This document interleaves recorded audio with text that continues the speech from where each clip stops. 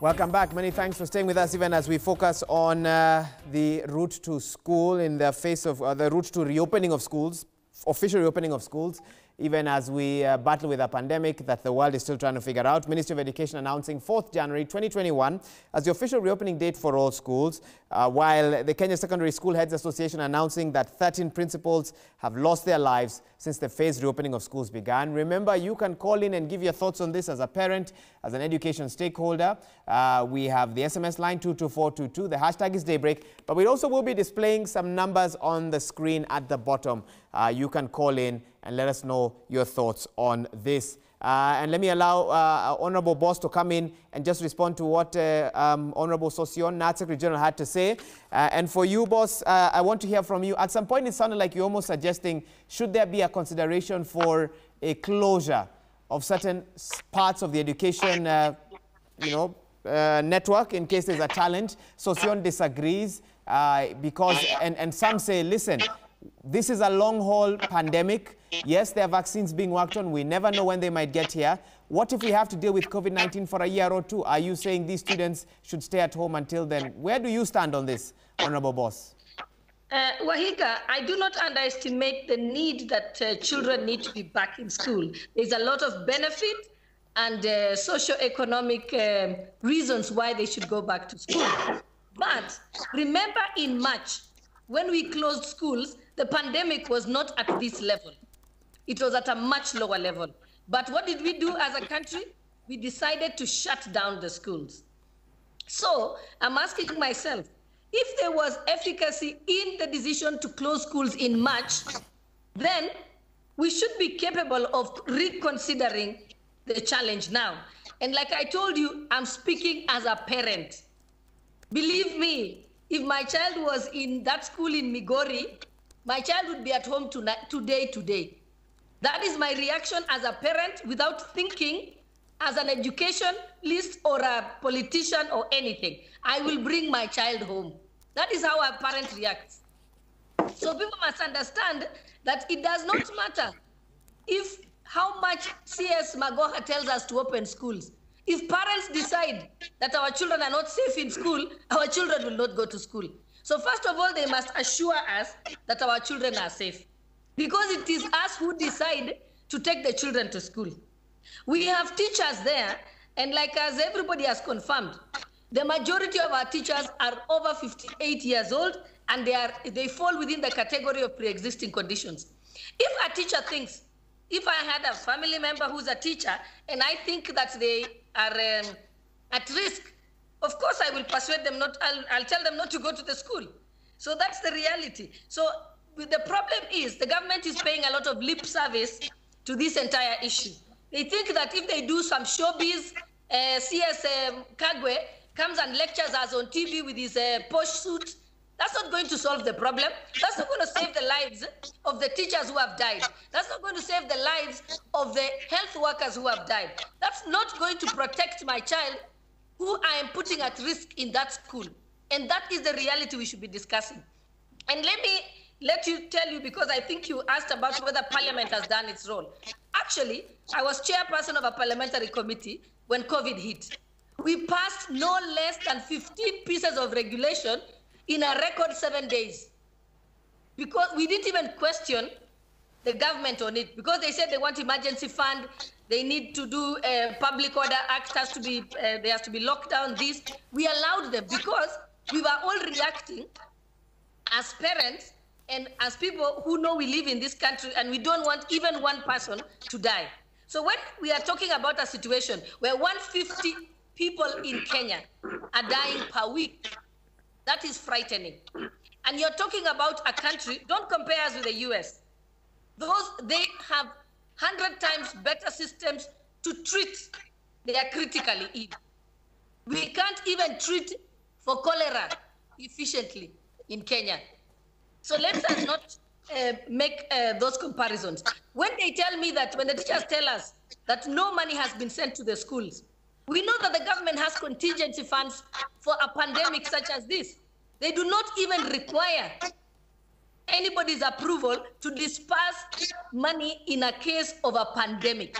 And then CS Magoha must be told that the head teachers should be given the free hand to decide what measures need to be taken in the individual schools. You can give them guidelines, but every teacher, head teacher can tell you that I need so many desks, I need so many classrooms. I see. I can only take 50% of the students. So the head teachers know their capability. Let the head teachers put in their requests of what funding they require to implement the guidelines, and they be supported. But do not try and bottle feed the teachers, the head teachers. They know the situation. I know a school, my neighboring school here, the candidates are only 16 students, so they don't have a crisis. They will be able to do social distancing, and they have enough teachers. But I know another school a few kilometers away that has 80 students in a classroom, candidates. And they don't have desks. And let me tell you, the challenge is not even the desk. The challenge is the space. It's like the hospitals. The challenge is not the beds. It's the physical space to put the beds in. I know that the president in his State of the Nation address said that the CDF should be used to try and help the mitigating measures. The National Affirmative Action Fund should be used. My office, for example, is willing. We have thousands of tanks, water tanks, we want to distribute to schools, and we have agreed so that they can be able to do the sanitation and cleaning hands and so on. But the money has not been disbursed as we speak for this Honorable Boss. Thank you for that. Let me allow Otoa to come in as well. Otoa, it's the 18th of November 2020, 4th January coming up, official reopening of schools. What are you hoping to see between now and then? Yeah, Waiga, and the basic rationale, which also both Sholei resonates with my school of thought, is if we were dealing with a small number, we only have, like I teach in the secondary division, if we only have Form 4 schools occupying the physical infrastructure in schools, and yet this is the problem, what will portend of a scenario where now the entire school comes in? But as I did tell you that my worry is actually simplified in 3 dimensions. Number one, I also want to talk about the behavior of Kenyans generally, and in this case, I want to wholeheartedly accept with the CS Health when he talks of the weakest link now is our behavior as Kenyans. I was just talking to both Sholei, and I come from Bungoma. When I'm going to the upcountry, I see actually that Kenyans are not putting on the masks. Some are putting on the masks because of the reprisals. They know they will pay 20,000 shillings upon being captured. But is that the way we should behave as Kenyans? Our students do not learn from theory, Waigwa. They learn from practice. When they see even teachers not putting on the mask, when they see a woman rep like Boss Sholei not putting on a mask, when they see Wilson Sossion, a very dignified Secretary General, not putting on a mask, at around 10, 11, they will have laxed the putting on the mask, and then when they ask you, they say, but Mwalimu, you're also putting on the mask. So let's not treat this matter casual. Number 2 is the demotivated lot of the teachers. And everybody talking about the energy or the synergy to fight against this scourge in schools. You must go to the software. The hardware can even relax a little bit. The software is to make sure that the Kenyan teacher is motivated. Waiga, as we speak now, the Kenyan teacher actually just lives on a day after another. And I did say this, that the Kenyan teacher, I keep on asking whether he's born of a lesser God. The salary is sim-sim. It's not even peanut. It is sim-sim. The healthcare cannot actually be explained. Do you know, Waiga, that the healthcare provided by the Teacher Service Commission to the teachers of this country by Aeon Minet, if the teacher even suffers from malaria, he will not be given full medical attention. That's why you are seeing most of the teachers actually die like rats, because these guys do not have a serious medical cover. Yet waheshimiwas, as we see, when they fall sick or they just have a small headache, Waika, and it's important that I pass this point, that the teacher Otoa, of this country is I want to interrupt you. Of the Lord. Yes. Yes. I want to interrupt you because I want to, just hold on there. I want to bring in Abdinasir from Mandera via phone. Let's just listen to the question, Otoa, then I'll allow you to finish your statement. Abdinasir, good morning. What's your question or comment? Good morning, Wahiga. My question is, Northeastern pupils, despite producing bright minds, are facing several challenges. We, the locals, have so many times raised this issue, and we wish to ask even when this COVID-19 pandemic is another burden. My question is going to Sosion and Gladys Bossiolay. What measures has the education sector have in place to sort out the lack of teachers in Northeastern due to insecurity? I have, and I mean, as much as Sosion and Gladys Bossiolay advocate or demand the government to produce masks for the students, why can they engage the security sector to sort out this problem that made Northeastern Kenya live like it's not part of the country? I mean, we need teachers before we even talk about math.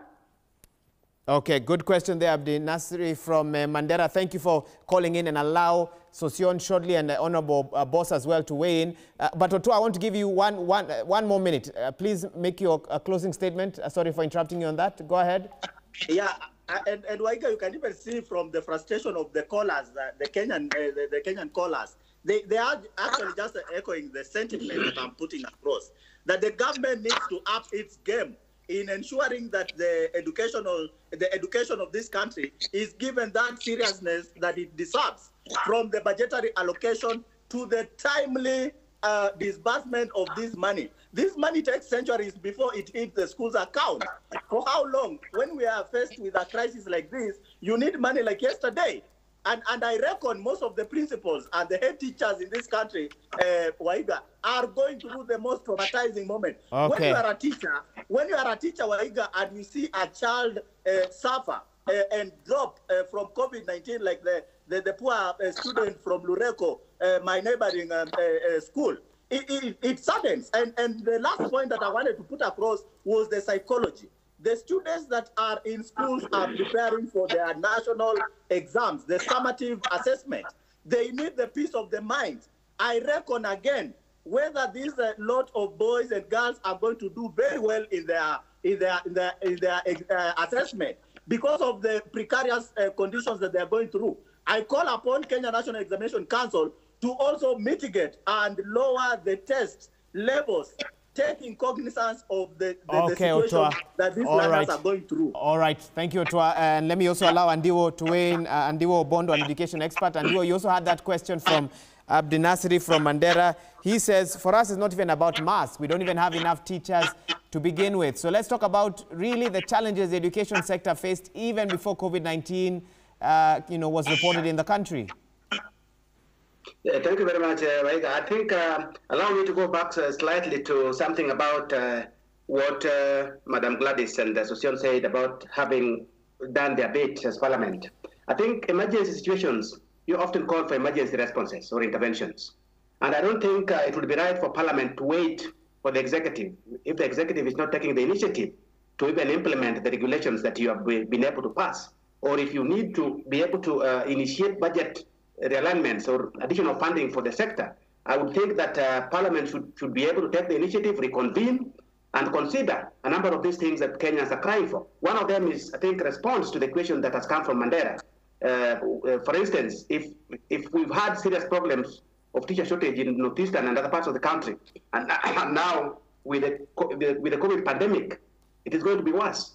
Can Parliament talk to TSC and government around this? If they are not acting as executive, can Parliament make a push to be able to have them respond? Then two, we are talking about funding direct to schools. Schools have not received funding. I think what we saw, if I'm right, they received the 20% usual grant that would come to for third term. I think that is what schools may have received. Nothing for emergency response to mitigate COVID. So I think that is something that we need to hear.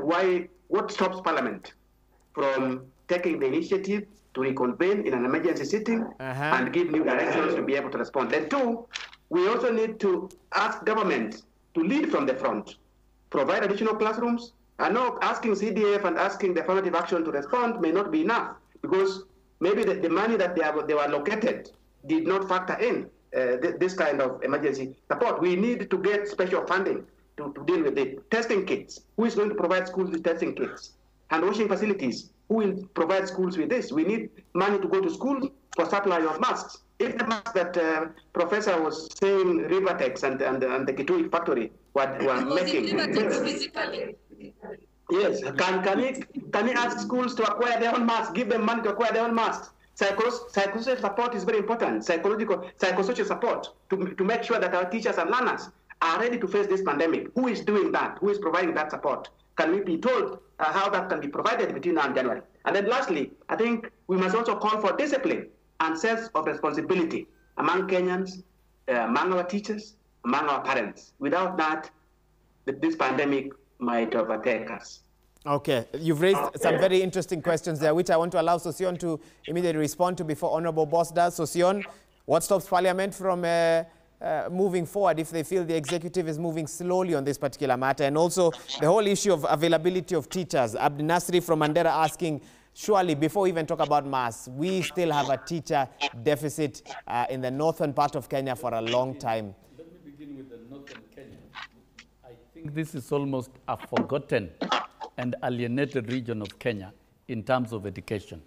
Prior to the closure of schools with respect to COVID, all schools in Northeastern had not commenced their term one because teachers moved out, and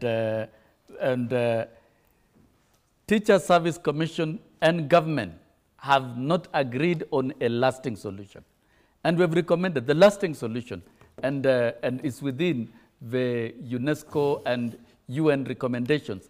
Teachers are created from the communities, and teaching is ingrained within ethno-cultural setting. And therefore, we cannot talk of Northeastern lacking teachers when there are school leavers who have capacity to be trained as teachers. And therefore, Northern Kenya should be allowed. In fact, even now as we talk about reopening in January, and TSC cannot cheat us that they've advertised for vacancies, that's a lie. And any form of advertisement, whether they have undertaken or they intend to undertake, hiding behind the Constitution or other legislation, is wrong. The lasting solution of Northern Kenya is to allow untrained graduates who have graduated and have got minimum Form 4 qualification to train as teachers to continue teaching and be in the classrooms as they undertake refresher courses. That's a strategy that has worked globally, and it's a recommended strategy in education in emergencies where there are no teachers. But we cannot use Northern Kenya as a corridor of employment, and Kenya is not the same. And indeed, the children of Northern Kenya have suffered over the years for lack of teachers. So this one, our position and my position still is, and it remains, and that of the union, affirmative action for Northern Kenya is the only lasting solution. And I think TSC is becoming rogue and dishonest, and it owes an apology. Okay, those are strong comments to make, and they're not here to defend themselves.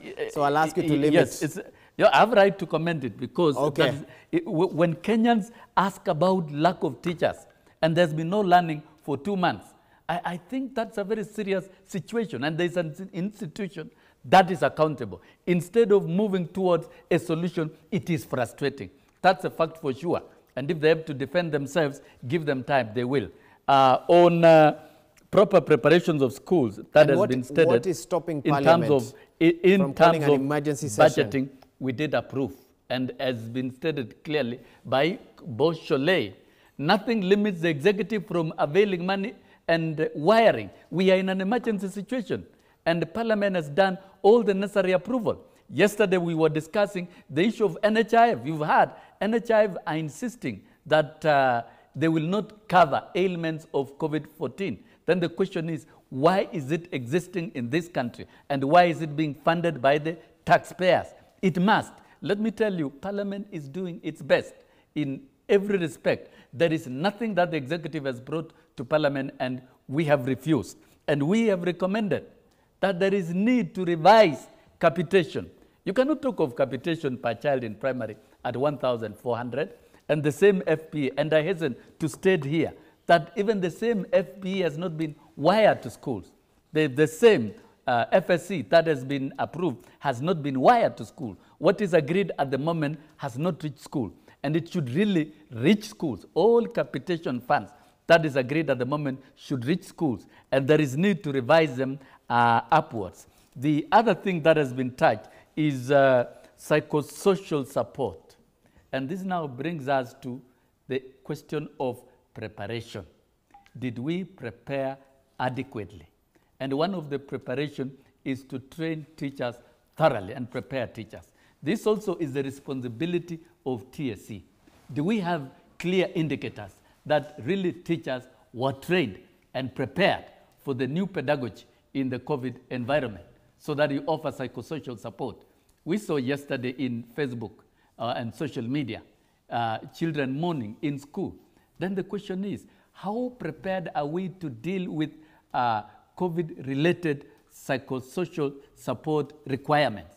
Have we trained our teachers adequately? That was not done, and it ought to be done. And that is why I'm saying very clearly that preparation towards January, there must be thorough preparation. There must be in thorough. terms of proper training of teachers. Yes. Because they must be trained to have the basic skills and Yes. capacity to manage the COVID situation. Okay. How do we handle learners who are infected and they return, have the school of the population to be positive? And this has to be managed. And of course, moving forward, because schools may not be closed, it may be closed in localized situations, depending on the circumstances and the behavior of the virus. The issue here is preparation, preparation, preparation. And those responsible to do preparation must undertake. And I think we are right. Fair point. And I think Kenyans are right. They don't need these press statements and press comments anymore. We don't need, we want to see tangible actions near any school or learning institution nearby. We want to see preparation. People can walk in and see water points. People can walk into the staff room, and you can see teachers who are prepared. And of course, even PPEs for teachers, the issues of marking textbooks and exercise books for learners, those are sources of transmission. What preparations are we doing to really prepare and protect teachers? And this is a huge question also to the Teacher Service Commission. Those preparations must be done adequately. And if this was done, like many countries, I want to compare some African economies, some African economies poorer than us. The little resources that was ring-fenced for reopening of schools, they have seen masks being availed, they have seen sanitizers being availed, they have seen the protocols being implemented, and the spikes of the virus, and the virus has been managed substantially in quite a number of schools. So what lessons can we Why learn? can't we do it in Kenya? Fair enough. We simply don't want to do it. Look at it. NHIF, we are being told it cannot finance. It is a multi-billion insurance scheme. If it cannot protect Kenyans at this time, then what will it be doing with the billions? We are being told, parents, buy the masks, and heads are told to prepare and implement the protocols without money. How will that happen? The issue here is preparation, preparation, preparation. Fair enough. And government avail funds. If that is done, then we'll be headed for an honest and proper reopening of schools in January. Short of which, we will be preparing death traps for the children who have underlying issues. We'll be preparing death traps for teachers who have underlying issues. Fair enough. And again, we really hope that we get in control of that situation before we get to that scenario that Honorable Sossion has predicted. Honorable Boss, I'm coming to you shortly, but Otoa, I know you need to leave. What's your final word briefly on this, Otoa? Yeah, my final word will be very simple. And I like the sentiments of Sossion when he says, this is the time we need to move from talk to action. I want to call upon my big brother, the Secretary General of Kenya National Union of Teachers. You can use the union to put pressure to some of the things that we want done. I have seen that the doctors this time round, Bwana Sossion, are doing better than you. the KMPDU are doing better than you. Because when the doctors feel that the government is shortchanging their membership on 1 or 2 or 3 things, they have come out very strongly. For Kenya National Union of Teachers, and I cannot underestimate, you have really been a fighter. We want to see the Sossion of the yesteryears come to salvage the teachers of this country by taking that primary duty as Wilson Sossion Babayao. Number 2, and Waika, I will not go off this program by saying that as a government, we have relegated everything to the parent. The Kenyan parent has shouldered too much. Obondo talked about the number of terms, even in the new academic calendar, actually coming in. And you can even see that the number of even the holidays reduced. That goes down to pin down 2 categories of people. The teacher. The teacher will work under duress, yet he remains demotivated. Can the government work on motivating the Kenyan teacher? Number 3, the Kenyan parent is highly oppressed. And Boss Soleil, I like it that you are speaking from the maternal point of view. You are a mother. And I'm telling you that most of the your counterparts, the mothers of this country, are not going to celebrate this Christmas. They have no reason to celebrate this Christmas because of the prevailing circumstances. Okay. Can the government up its game, try to mitigate the pain and the agony that the Kenyan parent is going through? Okay. And lastly, Bwana Waiga, Kenyan teachers are not guinea pigs. Kenyan teachers will not be used as experimental process. For how long shall we die for the government to know that we are the frontline workers who are highly exposed and something needs to be done? Okay. I remain Mwalimu Otoa Sifuna. Thank you, Mwalimu. Thank you, Mwalimu, for that. Let me immediately get Honorable Boss to come in. She's been keenly listening to what he has to say. And Honorable Boss, Sossion is crying out funding, funding, funding. We need more of it. But when you look at the government's budget, one gets a feeling the government really is in a tight place. About 1.6 trillion collected in taxes. There's debt servicing. There's a public service wage bill. There's transfer to counties, amongst other challenges. You know, and from a parliamentary perspective, where can this extra funding come from? What needs to be done in your view? Let's talk specifics. How do you see it? Yes, I think the challenge we are having here is not that we don't know what the solutions are and that we don't know what to do. We know what to do. What we are dealing with is an inefficient and incompetent public service. We have an incompetent CS for health, and we have an incompetent CS for education, period. Okay, others may see that. Others may see that differently.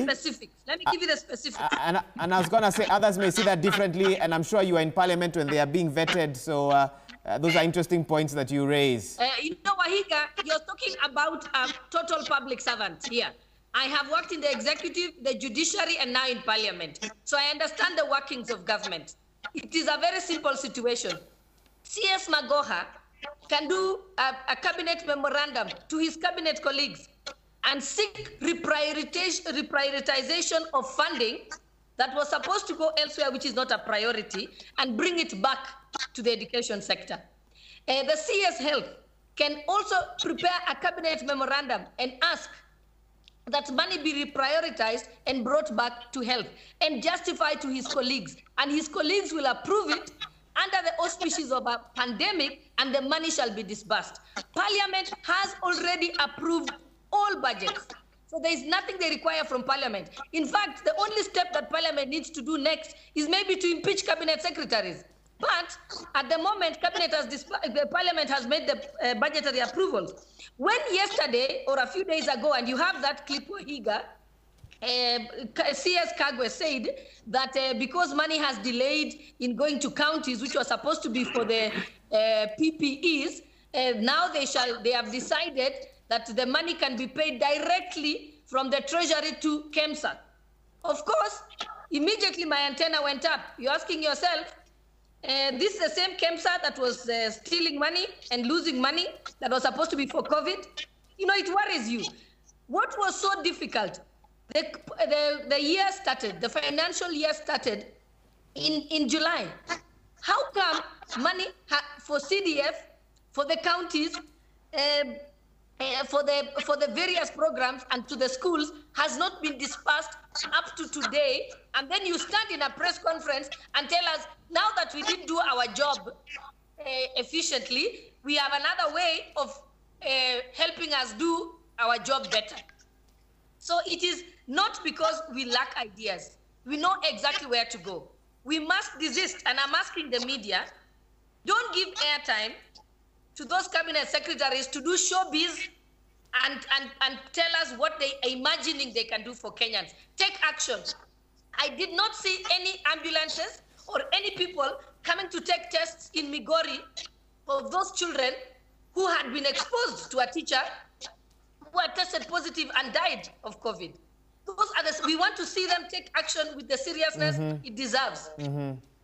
So we cannot be discussing that the teachers don't have money, or the teachers are not, the TSC cannot recruit more teachers, which are required. Let them happen. Why aren't they happening? So why do we cover the discussion of the problem? Okay. If people don't have a solution, they should stop coming on air. And I feel frustrated myself that I am sitting on air discussing a problem, because I don't believe in discussing problems. I believe in solving them and moving on with them, take drastic action if it is required. Okay. We know exactly what to do. Let us move on. But you can see from our leaders, even as all this is happening, our leaders are talking about a constitutional moment. They are talking about BBI.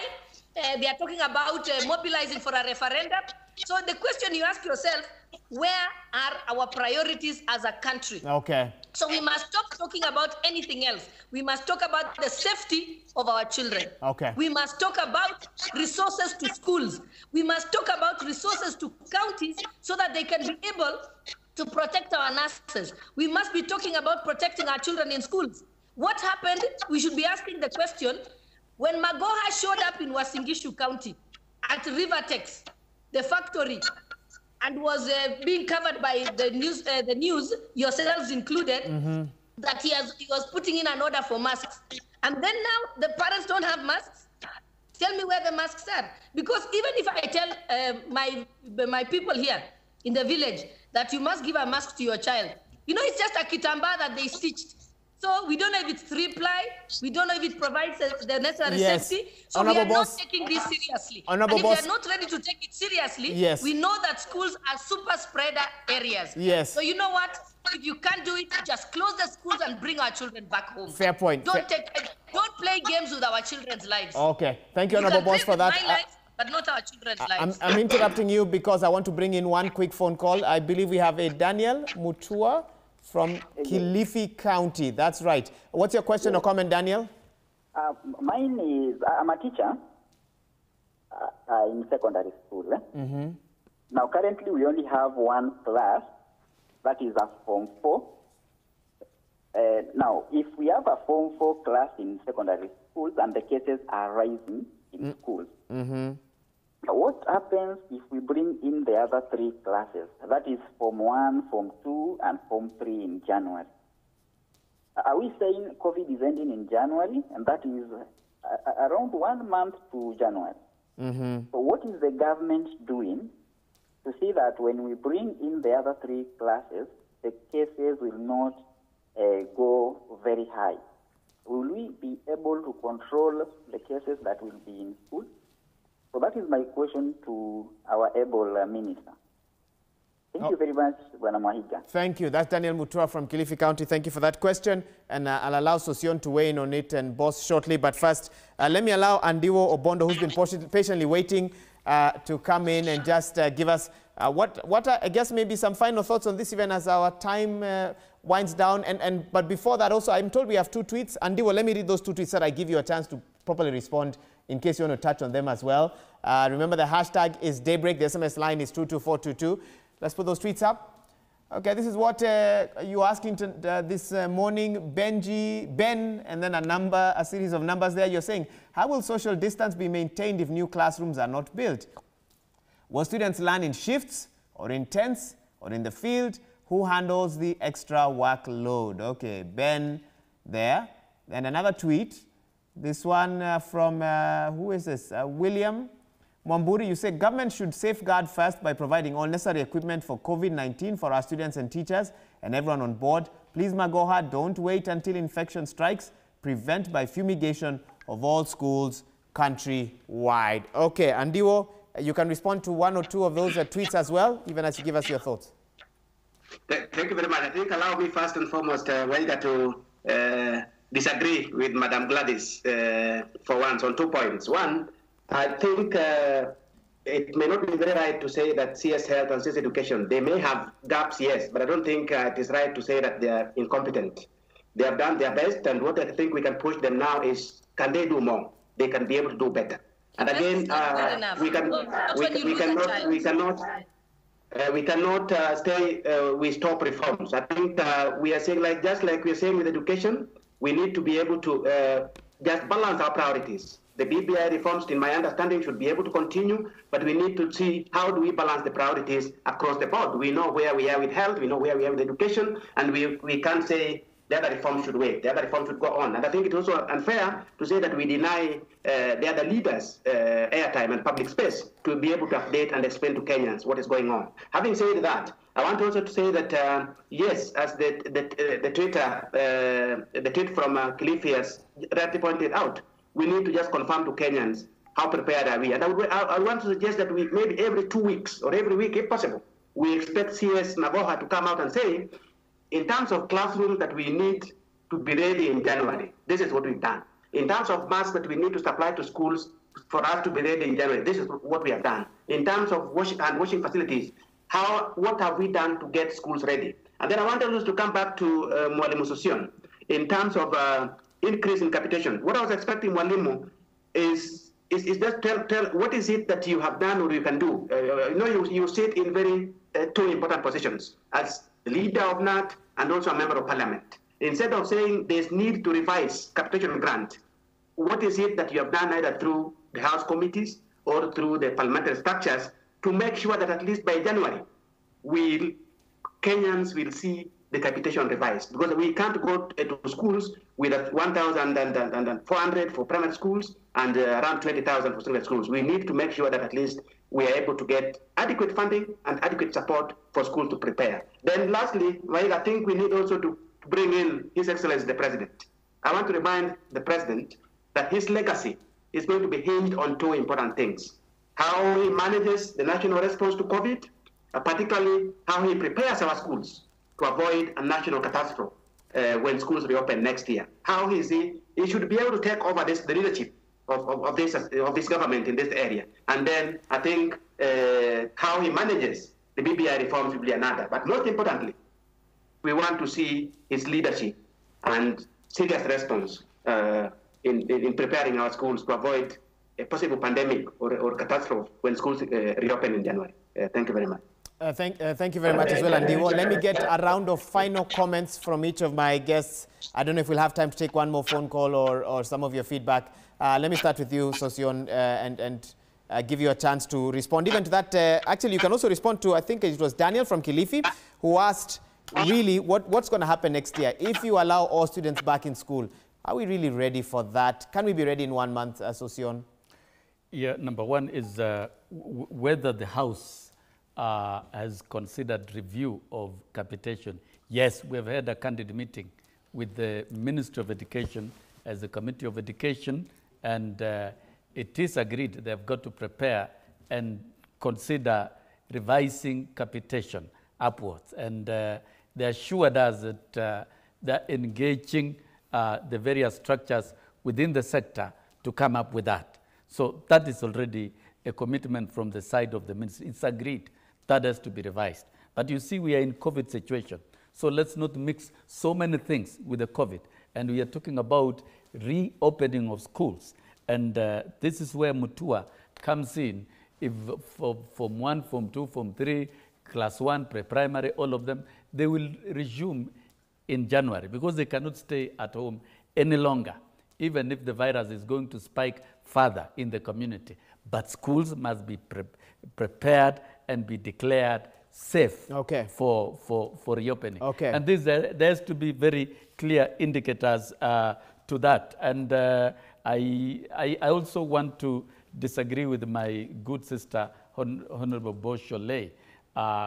Other good programs for the country, like the BBI, is a constitution. In fact, is a solution to many things. A solution to endemic corruption, a solution to review our economy, an avenue to strengthen devolution, and part of devolution is health.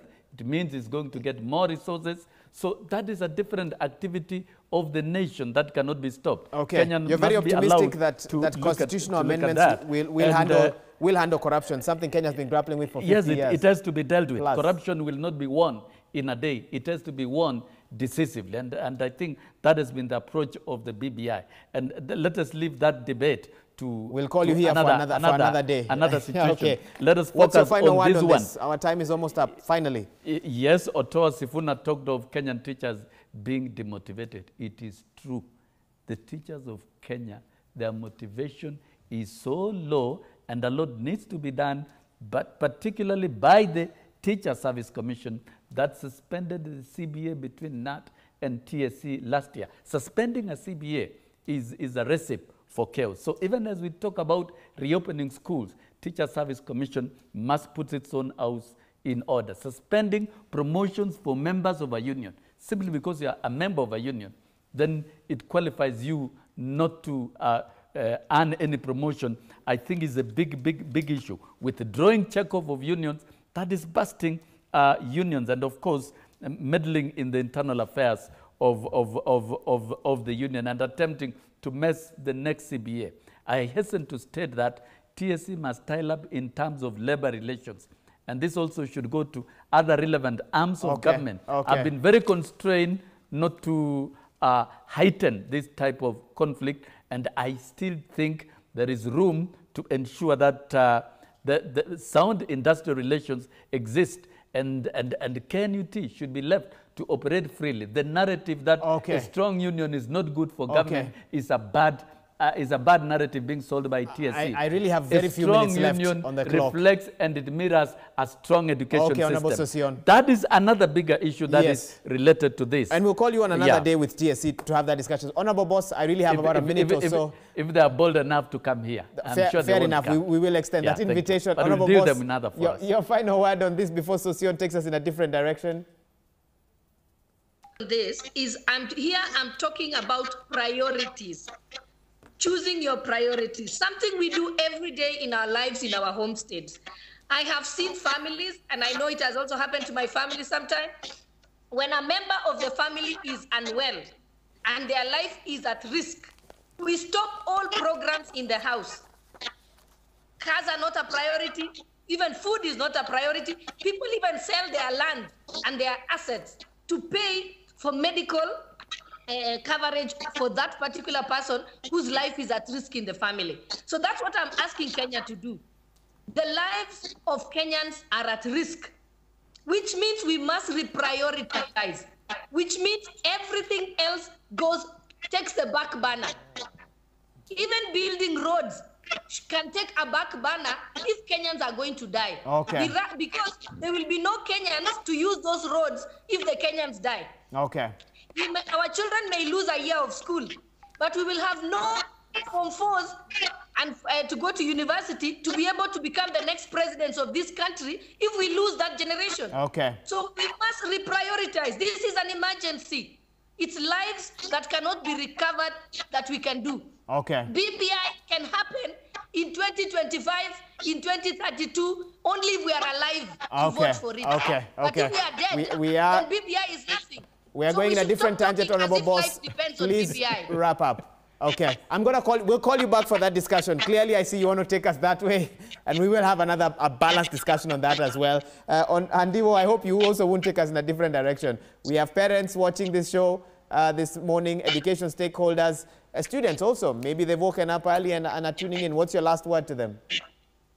Thank you very much, Greg, again. I think what I want to say is that proper preparations calls for proper funding.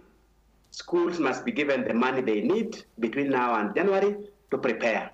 And I think I agree with Mwalimu Sossion But preparation should be the word. How are we going to prepare our schools? We can't prepare our schools without funding. And I think government must be able to come out. If Parliament has approved all the requirements, the regulations, and the necessary laws, then I think we must be able to push the executive to release money to schools. Money for regular supplies and needs, but also money for COVID-19 response. I remember we were expecting minimum 500 per child for primary schools and minimum 1,000 per child for secondary schools for COVID response. This money should be in schools immediately for schools to begin to prepare their facilities, for schools to begin to acquire the necessary supplies to be ready for the full reopening in January.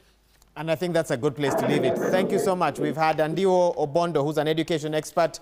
Thank you so much, Honorable Gladys Boss, Woman Rep Uasin Gishu, really bringing some interesting perspective to this discussion. And here with me in studio has been Wilson Sossion, NAT Secretary General. To each of you, thank you for sparing some of your time to engage on a discussion that's very important to all Kenyans at a time like this. And thank you to our viewers who've tuned in and sent SMSs. 22422 has been the SMS line, #Daybreak. I think we have 2 more tweets we can play before we take that break. All right, Gashuhi Gadogo says, what are your plans for innocent kids in private schools which were abruptly closed? Okay, that's one we might engage on that a bit later on. I thought it was more of a comment than a question. Engineer Lazaro says the roadmap to school is something welcome. Education stakeholders like NAT should be deeply involved in decision making rather than PR and roadside declarations as if they are the chief opposition to the ministry. Okay, #Daybreak. And that's where we leave this discussion. We take that break. When we come back, Workout Wednesday. Every Wednesday, you know, we show you how to try and keep fit in these socially distanced times. Times when you have to find ways to stay fit, sometimes from the comfort of your home. That workout coming up after this break. Stay with us. The program continues shortly.